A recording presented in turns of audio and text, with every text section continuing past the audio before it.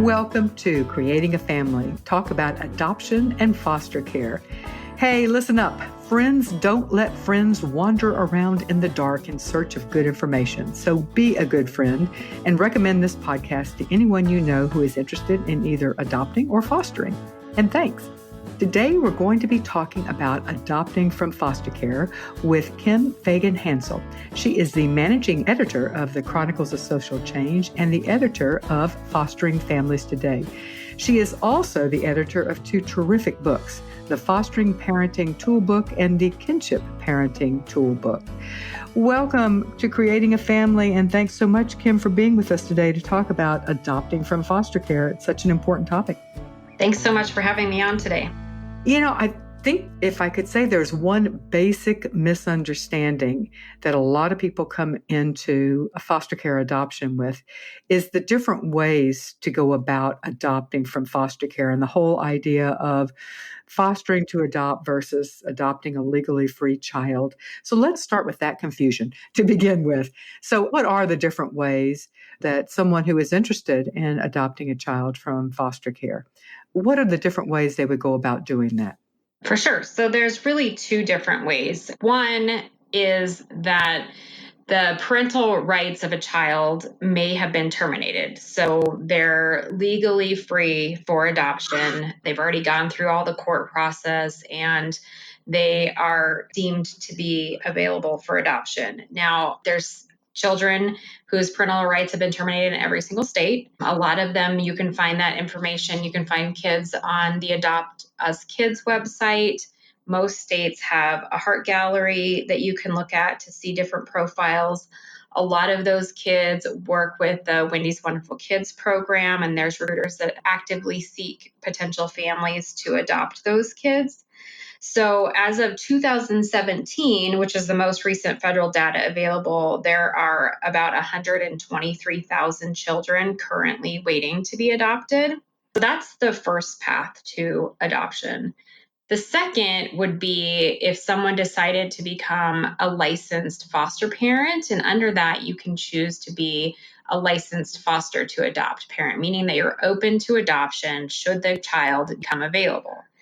Now, the one thing that I would say about that is that when you become a foster parent, really you're saying that you're coming on board to be supportive of that child reunifying with their biological family. That's the number one goal for fostering. So it's not like you're going to get a baby and then, 2 weeks later, you're going to be able to adopt them.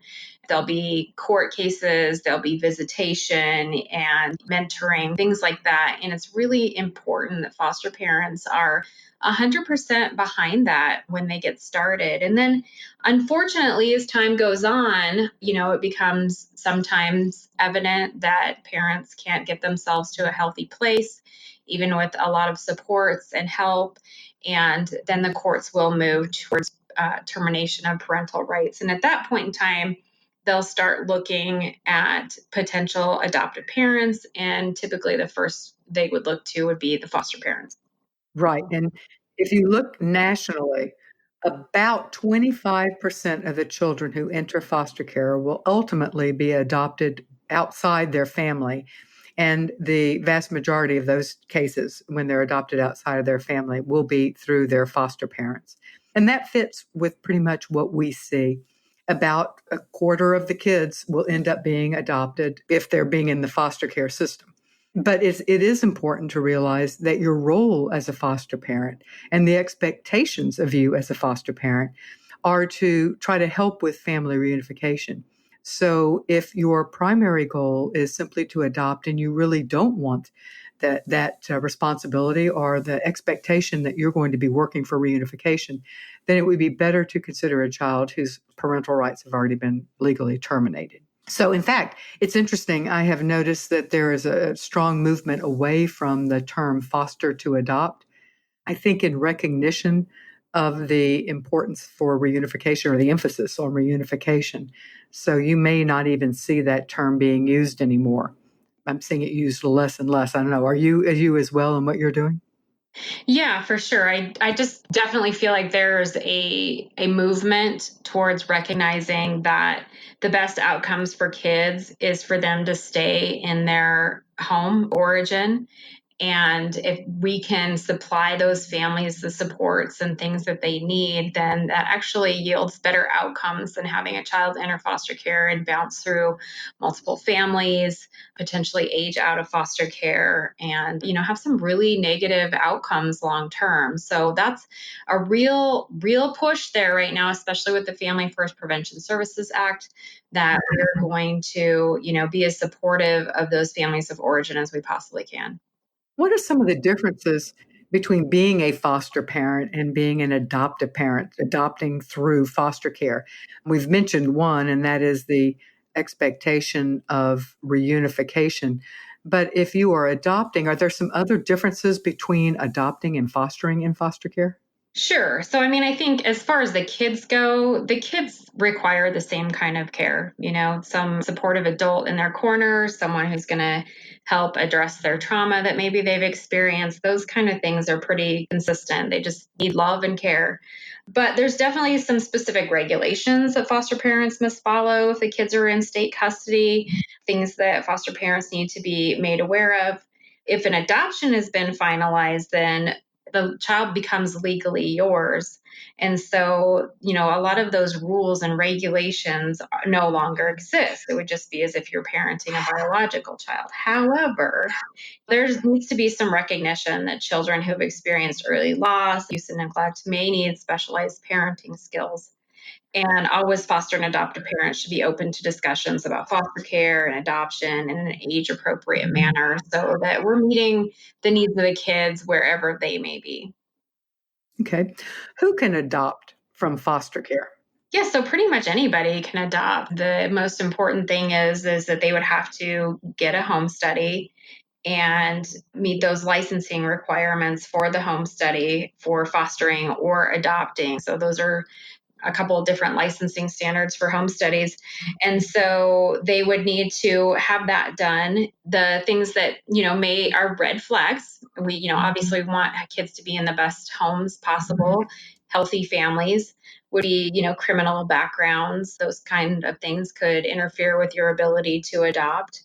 And then if there's some other issues or traumas, things that you've dealt with in your past, that's something that your social worker is going to visit with you a lot about and make sure that you are ready and prepared to deal with things that may come into play when you take in a child.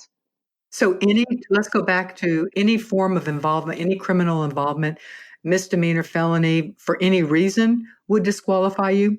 Or does it depend upon what it is that your background shows? It really depends on, what it is and what those level of criminal activities are. But it's definitely something that you want to be open and honest about when you meet with your home study social worker and have conversations about those things. A background check will be run. So Yes. you need to know that up front, and you need to be honest. And it does depend usually on what the involvement with law enforcement was.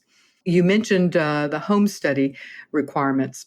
What is involved? And then I want to ask you about the education requirements as well. What's involved with a home study?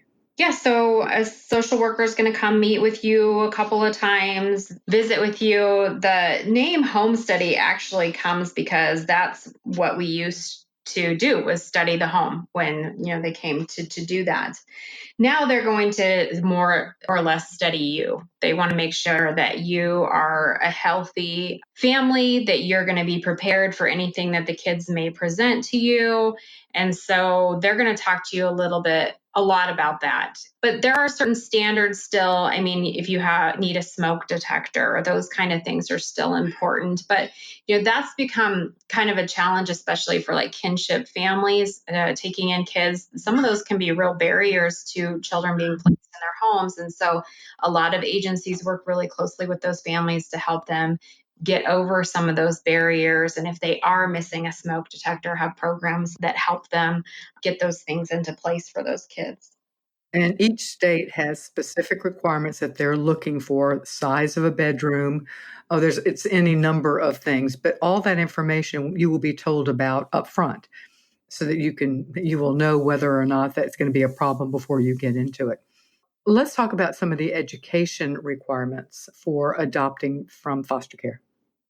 So that varies from state to state. And kind of along with the home study, there under Family First Prevention Services Act, they're supposed to establish a national standard for licensure so that those will be more consistent.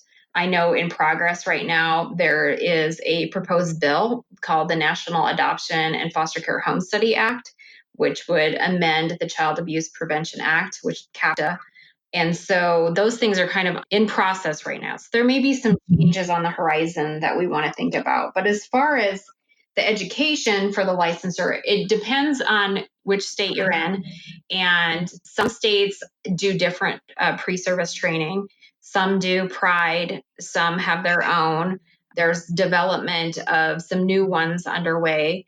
So there's a variety of different training that those families will go through before they're licensed. And then once they're licensed, each state, sometimes each county can have their own requirements as to what it takes to maintain those. So that'll be a certain hour requirement of continuing education.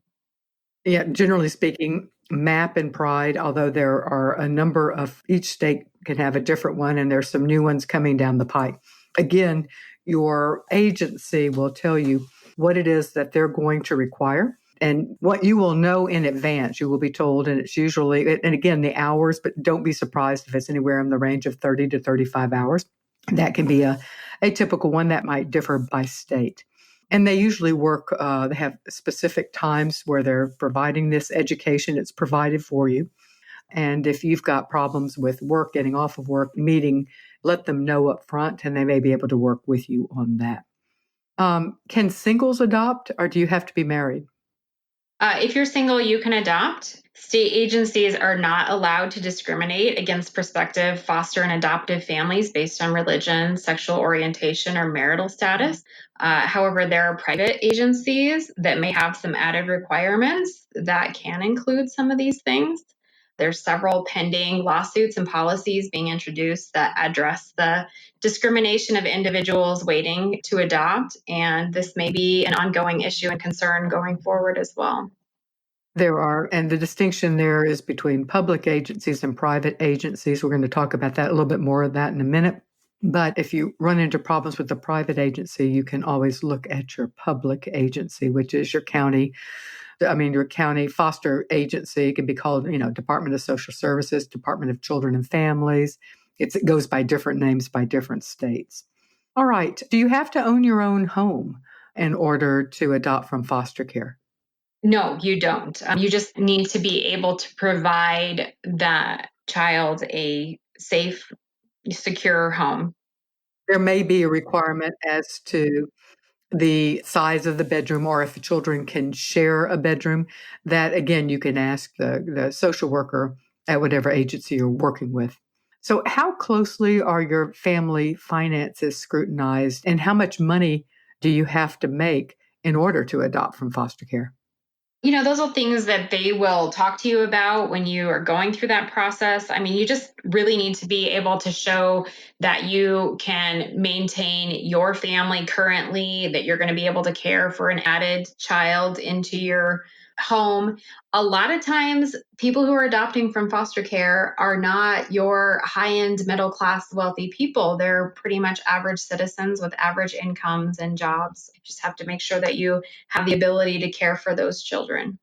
So how much does it usually cost to adopt from foster care? So typically there's no cost. If you're doing, especially like foster to adopt, there's no cost in there. There may be some travel costs if you're traveling farther to meet with a child and determine if it's going to be a good fit. There could be home study expenses if you're going straight to adoption rather than foster care. Typically, your home study is covered if you license with your foster care agency and you do provide foster care services for that agency. And there can be, if, as you mentioned, there could be travel costs and things such as that. However, keeping in mind that there is the adoption tax credit, and the adoption tax credit is available for families adopting from foster care, regardless of you get the full credit regardless if you have those expenses. Anything else that you'd want to say about the adoption tax credit? So at one point in time, that was refundable. So it was really great for families who didn't have a lot of expenses to be able to take advantage of that. I know there's a working group that's been working really hard the last few years to try to get that refundable again, recognizing how important that is for families who may need that caring for a child with some issues related to their early childhood trauma. But as of right now, it's not refundable. We alluded to earlier that you can use, in most states, you can use a private agency or the state agency. Now, that does depend by state, but most states allow you to use, they have contracts with private agencies so saying that those agencies can place children for adoption from foster care. So, in your opinion, what's the difference between using a state agency or using a private agency? Yes, so it really depends on the agency. So, like we talked about before, public agencies aren't allowed to discriminate, but a private agency could be faith based and have some regulations about your faith when you participate there. Some people really like a private agency, like how it feels more like a family in some ways. So, I definitely have heard a lot of good things about some private agencies. But I think it's important to find the right fit for you when you are, and consider checking out multiple ones. Check out the county, check out some private agencies if you have that option in your area.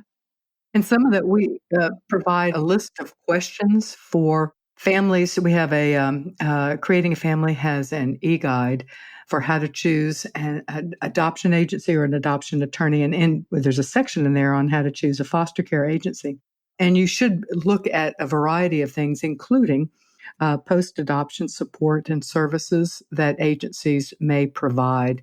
So when you're comparing apples to apples, not apples to oranges, when you're comparing to the private and the public agencies. And there are differences between the two. Like you say, it could just be sometimes it's a feel, but sometimes some people feel like they get better, for lack of a better word, customer service with private agencies. But I don't know that you can say that across the board. Yeah, I mean, that's kind of hard because there are a lot of different personalities of agencies, both private and public. Well, and there's also a lot of your private agencies. Some of them can be treatment foster care, and they just specialize in kids who have high needs and really train foster families who feel like they can meet those children's needs. And so that's different than going through your county for licensing, doing a treatment foster home. Yeah, that makes sense. As you point out, they also go by the name of therapeutic foster homes, and they have more training, and they usually get children with higher needs, higher special needs. So, what type of kids are available for adoption from foster care? So really it's kids of all ages. A lot of times the median age for kids is, let's see, in 2017, it was about 6 to 7. So, kids of all ages are available and free for adoption right now.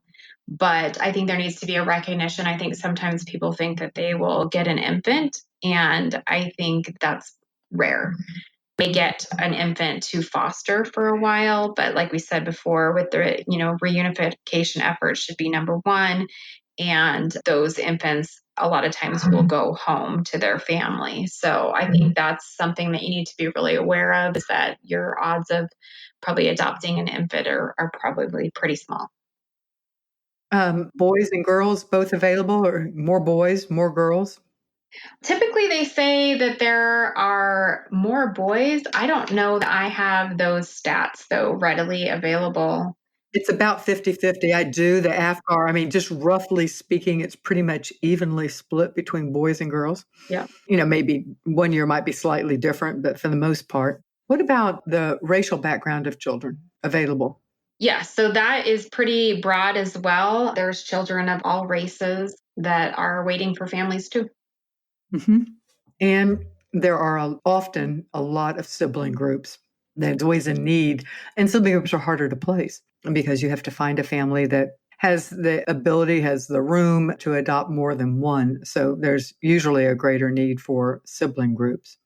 And a lot of times, those kids, like the Wendy's Wonderful Kids program, is trying to ramp up across the country. So I think they have a presence in every state right now, but they really specialize in helping find those families for sibling groups and kids with special needs, teens, some of those things. That's really their specialty area. Right. And I should have mentioned at the beginning, you mentioned Adopt Us Kids or adoptuskids.org, Heart Gallery. I think most states now have a Heart Gallery. So just type in your state name, foster, adoption, and Heart Gallery, and you will get the website for your state. And the Wendy's Wonderful Kids program, which, as you mentioned, is expanding in the process of expanding to all 50 states. Can you adopt a child from foster care across state lines? You can. However, it is challenging. The interstate compact between states has to be in place, and it is definitely difficult. It's one of the things that they're trying to work on through some legislation and try to address some of those things that make it such a difficult, challenging process at times. Yeah, I'm really glad you said that because I always say, in theory, yes. In practice, it's hard. And I think we need to tell families that because the assumption is we tell people there's over 100,000 children waiting for adoption, which is true. And that leaves the image that we could look anywhere and find a child. And that's also true. But the reality is it's more expensive for states to place a child outside of their state because it involves travel for their social workers in order to keep up, be able to check in on the children. They have to also, from the home study standpoint, it's more involved. So it's just more complicated. So, from the state standpoint, if they can find a family closer to home, that would be their preference. You could also make the argument from a child's standpoint, particularly if the child has siblings or extended family member where it's important for that child to maintain contact. Maintaining that contact is harder if you add distance. So for all of those reasons, it is harder to adopt across state lines, but not impossible. I think that's one of the reasons why they're looking at this closely, along with the reunification efforts, is a recognition that kin is super important.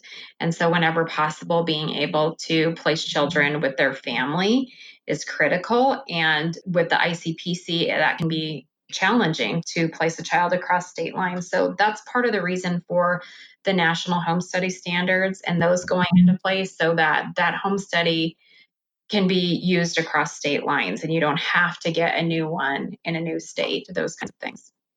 Yeah, so there is work being done on this, and we're not trying to discourage you, but we are saying go in with your eyes wide open and with the knowing that if this is your choice, it's going to probably be a more difficult path. Just wanted to remind everybody that this show is underwritten by our corporate sponsor, Jockey Being Family. They are calling out to all adoption agencies. They want you to know that they provide for adoption agencies continued support for their families after adoption.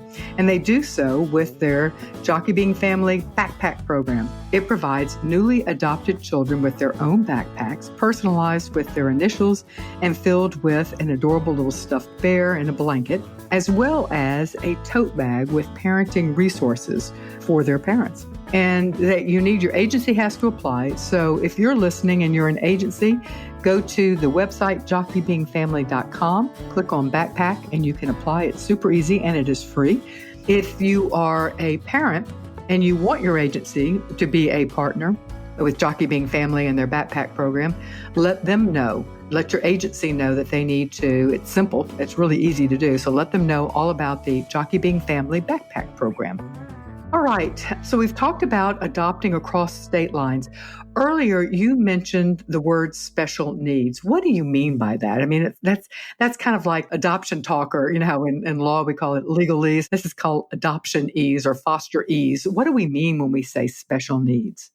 Right. So that can mean a lot of things. And for kids in foster care, there needs to be a recognition of the challenges that they faced that led to them being removed from their home in the first place. So whatever that may be can cause trauma in a child, if they've been abused or neglected, if they've witnessed violence, if they've had parents who suffer with addiction problems and have made poor choices.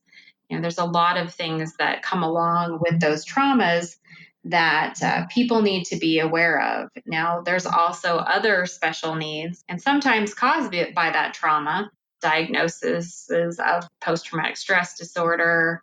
Sometimes kids in foster care can be more at risk for things like ADHD. And then I definitely want to hit on fetal alcohol syndrome. If children have been exposed to alcohol in utero, they may have some level of fetal alcohol syndrome.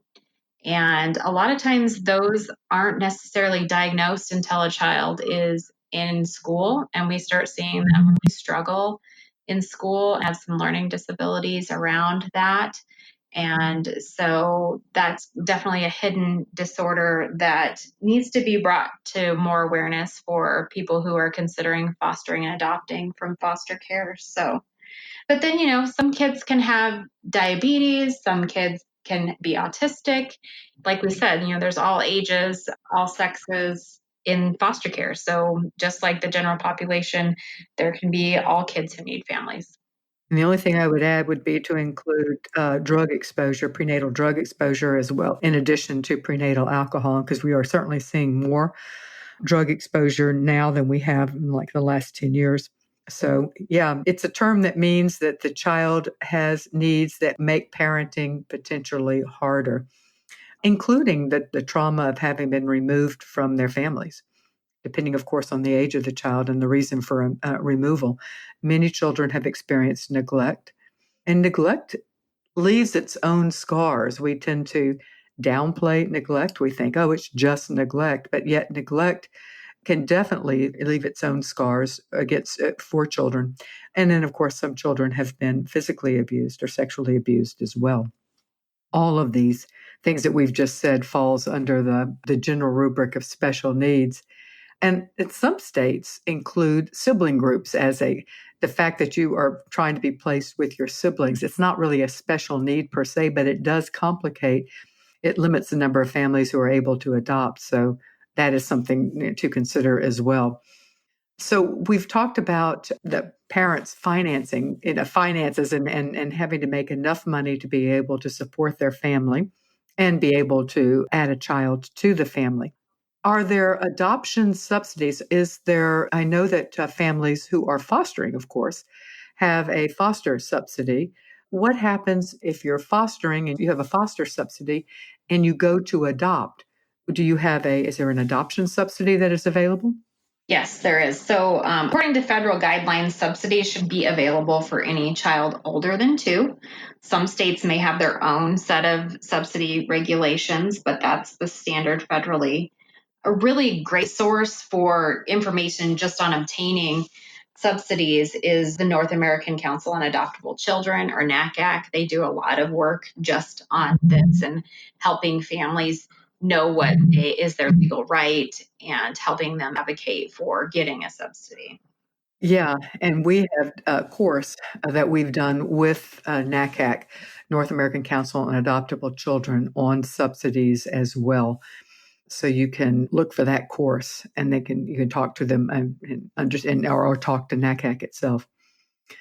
So, what should prospective parents, think about when considering what age child that they would best be able to parent?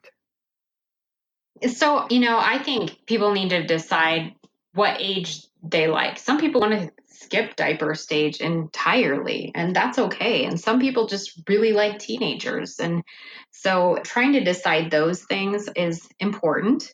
And then being realistic about what you think you can handle.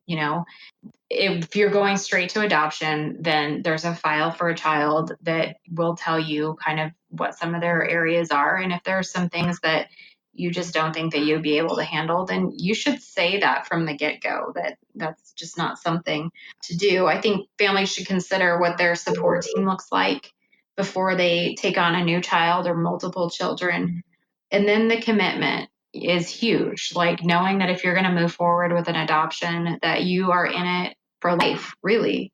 We know that separating siblings is typically a very negative thing for children. So if you're going to take in siblings, are you going to commit to all of them? And not that if one gets hard, then you're going to make sure that they find a different home, but that you're going to commit for the long haul for these kids.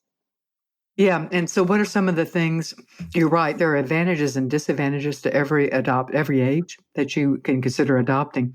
What are some of the things you should consider before adopting a sibling group?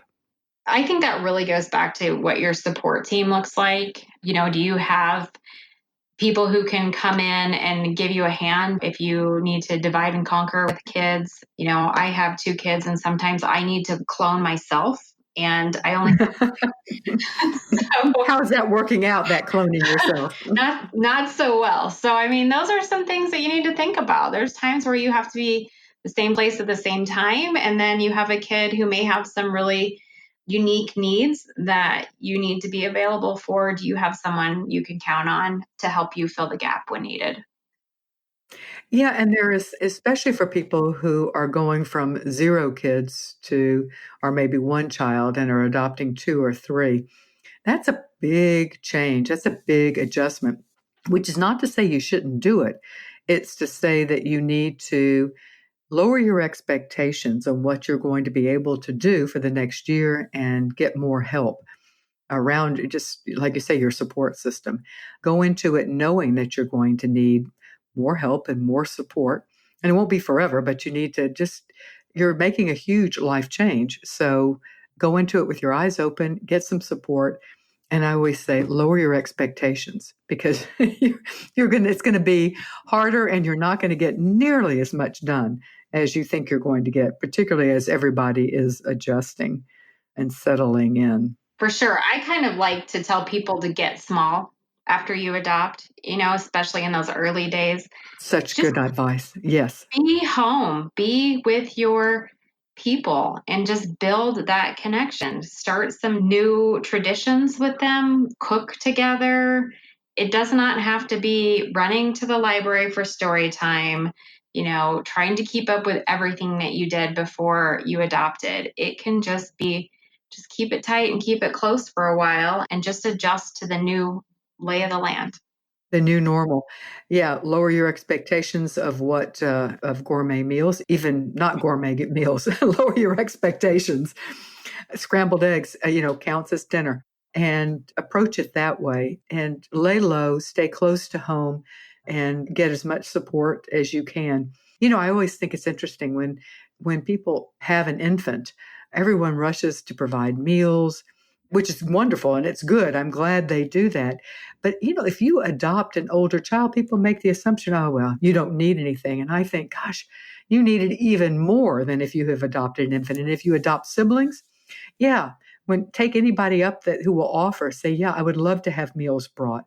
And before the adoption, stock your freezer with as much stuff as you can, as much meals as you can prepare ahead of time so that afterwards you don't have that, some of the basics that you have to do every day are covered. All right. So let me go back when we talked about an adoption subsidy. A question that we have received is, can you use your adoption subsidy for anything? And an example that they were asking for was specifically they wanted to do some work on their house to make room to create a playroom for the kids. Are you limited on how you can use the adoption subsidy? So there's no strings attached. The adoption subsidy is for you to provide the best family and life that you can for that child. So, a lot of times, like you may adopt a 3-year-old and you may not feel like you need that money right then and there, but a few years down the road and, they get a diagnosis that you didn't know about, or they need some therapy. That's really what that funding helps fill the gap and recognizes that there could be things that come up along the way. So definitely making room for them and giving them a good home environment is a great thing. I've talked to some who just save it to help pay for college or other expenses because, they certainly were never going to plan on having 5 or 6 kids. And so now they have that many and recognize more of a challenge it is to help a child go to college than just having 2 kids. So there's all sorts of things that people can think about ways to make the best and the most use of it. Is there a negotiation for the amount of the subsidy? Yes. So there's some states, it's just a base amount. This is it. Sometimes you can ask for more. Sometimes, you kind of go back and forth and you talk about what their needs are and those kinds of things. And that's definitely where I would tell you to go back to NACAC again, because they've got some great resources there on how to do some of those things. And, a question that often comes up, and I'm thinking in terms of prenatal exposure now, you have reason to believe, or you actually know, that your child was exposed prenatally to alcohol or drugs. And your child's 2, 3, and right now you don't see any need, but you also know from reading the research or taking one of our courses that talks about the short and long-term impacts of prenatal exposure. You know that there is a fair chance that the child may have some learning disabilities, may have some higher level thinking issues, may have some problems with school, or might need therapy or whatever. So knowing that, but your child right now, the child that you're looking at right now that you are adopting, is not expressing those needs. So how is that handled? How is the unknown, but the certainly within the realm of possibility issues handled when negotiating for a subsidy? Yeah, I think those are important things to talk about, and be part of that negotiation process, that those things may be factors that come into play. And I do know that if you have some pretty extensive things come up, you can go back to the state and ask to reopen that and renegotiate at sometimes, because sometimes families get into some really big struggles and can almost feel to the point where we're going to have to put the child back into foster care because we aren't getting enough support. We're really struggling. And so at times, I think those things get opened back up so that they can have conversations about ways that they can get more support. Absolutely. Is it possible to adopt a very young child or a baby from foster care? Absolutely. I think in most cases where that happens, the family is a licensed foster parent and they can end up with a child coming to their home straight from the hospital. And like we said before, working towards reunification efforts that ultimately fail and then adopting a child. So some people can have a child in their home from day one and adopt them. Mhm. Yeah, and right now, at least anecdotally, I'm hearing more of that, but I think that may be reflective of the number of children who are being removed because of being born dependent upon drugs, where it was obvious that the mother was taking drugs during pregnancy. Again, though, we caution that the goal is to help that mom heal and help that family heal so that that infant, that baby, can ultimately go home. So, let's say that you are not the foster parent and you're wanting to adopt a child from foster care that's legally free, a child whose parental rights have already been terminated or will soon be terminated. So, how do you go about transitioning a child into your home for adoption? And let's say we want to do it in the most child-centric way, that causing the least disruption to the child. So I think this is a super important question, and there's probably not enough research and practice on this, but children are just like the rest of us. They need time to switch gears and prepare themselves for what lies ahead. I mean, we'd all be up in arms if one night we were told tomorrow we'd meet our new husband or wife and move in with them. So children and prospective adoptive parents should be given ample time to get to know each other and start to build a connection before we just move a child into the home. So, now, given the nature of foster care, that's not always possible, but it's definitely something that should be strived for. So, multiple meetings, testing an overnight, working up to a weekend, before we ultimately do the move in completely for the child. And then recognizing that the people who've been a part of the child's life before are important. They've been important people and, should be able to stay in contact if that's what's wanted. And, wherever possible, if it's safe, connections to biological families maintained. Let's talk a little about that because that's an area that's very frightening for some people looking at adopting from foster care. They assume that there will be no contact with birth parents are with extended family members, birth grandparents, or whatever. And yet there is still a push or an encouragement, depending on safety, of course, to maintain some level of contact. How often do you see families being asked after adoption to support some level of contact with either birth parents, birth siblings, or birth grandparents or extended family? I think it really varies. And I think that you're right. There's a lot of people who have a lot of misgivings around that and are very hesitant to form those things. But having done this for 18 years, I see always, almost always, when an adopted person gets to a certain age, they have questions about who they are, where they came from, why certain things happened. And I really believe that it's their right to have the answers of their own story. And so, if we can maintain some level of contact, it doesn't have to be face to face, it can be addresses. You can get a P.O. box for safety reasons. You can get a special phone that they can call, whatever you can do to provide a link so that when they're ready and when they want those answers, they can find them. I really think that's huge. Yeah, I do too. And I think that sometimes what's necessary is to think out of the box. It could be adult to adult contact being, as you point out, via email and with a separate account, a different account, where what you're doing is preserving the avenue so that if it is important to your child, and it very well may be important just to get answers, even if the questions are more about their siblings or about family health history, just having information is so powerful.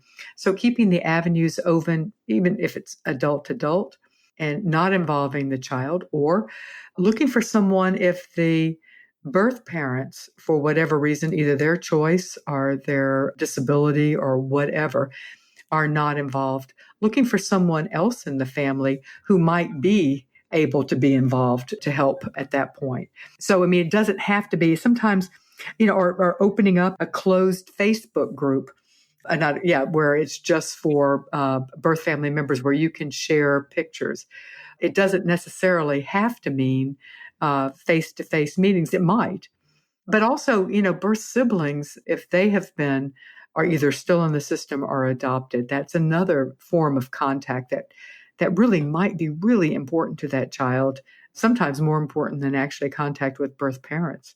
Siblings play such an important role, and sometimes siblings have played the role as of parent in that family. For sure. Those are extremely important lifelong bonds that we shouldn't disregard or take lightly. Whatever we can do to try to maintain those things for our kids, I think is really important. We have a course that I particularly like. It's how to do open adoption in difficult birth family situations. And we talk about just exactly this. If a birth parent is still suffering with addiction, if a birth parent is simply unreliable, or if a birth parent is dangerous and you don't want your child necessarily, or in jail or whatever, what are some ways that you can maintain something for your child if it becomes important to him or her when they are adults? All right, so let's just if somebody is interested in adopting from foster care, what are some of the first things you would tell them to do?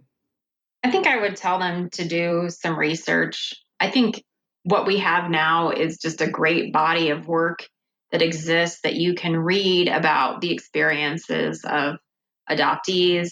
I think that's critical to learn about what their experiences are. So just do research, just spend a day Googling and just reading everything you can about adoption. Reach out to your local county and take a class. Consider starting licensing and exploring that more and seeing what all may be involved. And so those are the first steps people should do is just get educated before they walk down that road. And if you're trying to decide whether to go with a private agency or a public agency, the easiest way you can go to the Child Information Gateway. And that's one way to do it. And if you type in the name of your state, you'll find out who your state agency is. Or you can just use whatever your search engine is, Google, Safari, whatever, Firefox.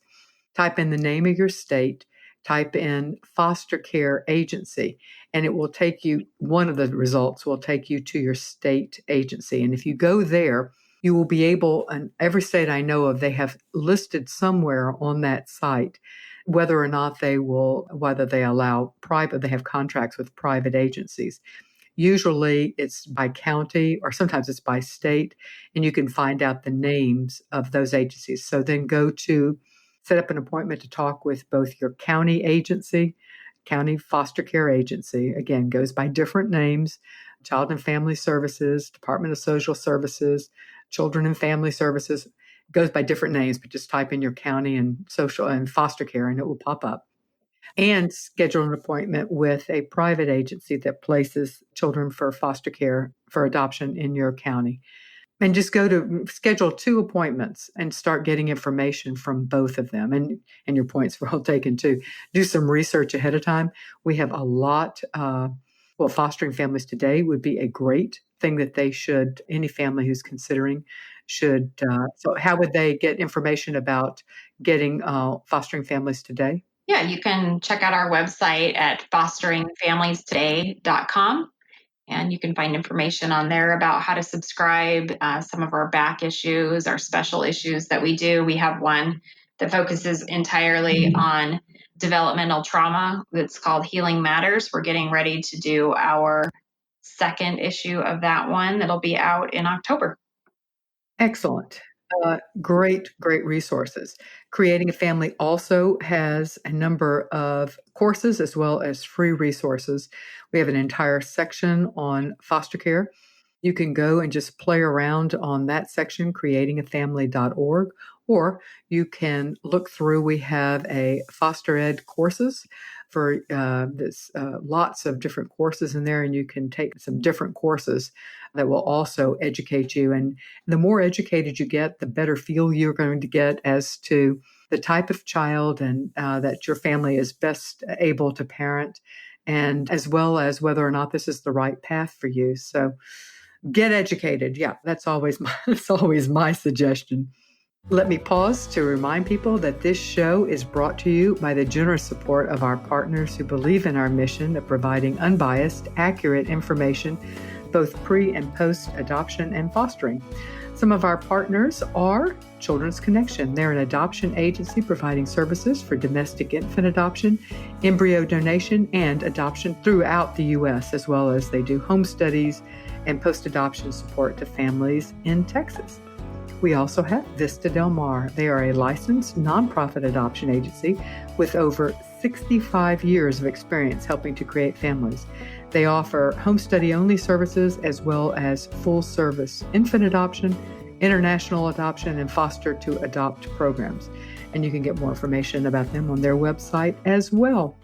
Well, Kim, thank you so much for talking with us today. This is as I say, it's such an important topic, and there's so many. I think there's a lot of misinformation. So I really appreciate Kim Phagan-Hansel. She is the managing editor of the Chronicles of Social Change, as well as the editor of Fostering Families Today. Let me remind you that the views expressed in this show are those of the guest and do not necessarily reflect the position of Creating a Family, our partners, or our underwriters. And keep in mind that this information is general advice. To understand how it applies to your specific situation, you need to work with your adoption or foster care professional. Thank you so much for being with us. We will see you next week.